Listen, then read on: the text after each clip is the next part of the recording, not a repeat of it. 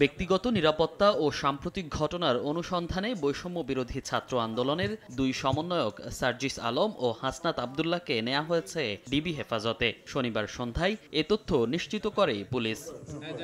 এর আগে বৈষম্য বিরোধী ছাত্র আন্দোলনের অন্যতম সমন্বয়ক নাহিদ ইসলাম, আসিফ মাহমুদ ও আবু বাকের মজুমদারকে শুক্রবার রাতে পুলিশ হেফাজতে নেয় ঢাকা মহানগর গোয়েন্দা পুলিশ। এ নিয়ে ৫ সমন্বয়ককে হেফাজতে নিয়েছে তারা। পুলিশের দাবি, সমন্বয়কারীদের পরিবারের সদস্যরা নিরাপত্তা সংকটে ভুগছিলেন, তাই নিরাপত্তা নিশ্চিতে ডিবিতে আনা হয়েছে।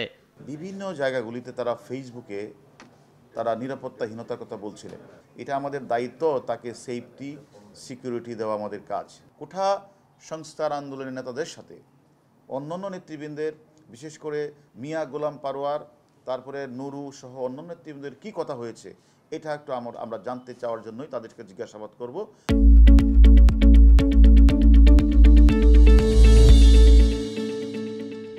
পুলিশ জানায়, ভিপি নূর সহ জামাত নেতাদের জিজ্ঞাসাবাদে সমন্বয়কারীদের সঙ্গে তাদের যোগাযোগের বিষয়টি স্বীকার করেছেন তারা।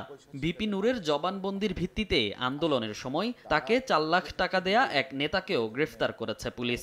নুরু এই কথাটা একটা কথা স্বীকার করেছেন আমাদের কাছে, তাকে এই আন্দোলন চলাকালীন সময়ে একজন নেতা তাকে ৪ লক্ষ টাকা দিয়েছেন।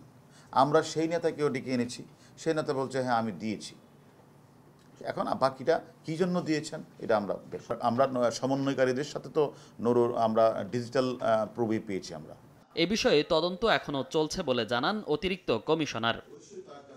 মনির হোসাইন, সময় সংবাদ, ঢাকা।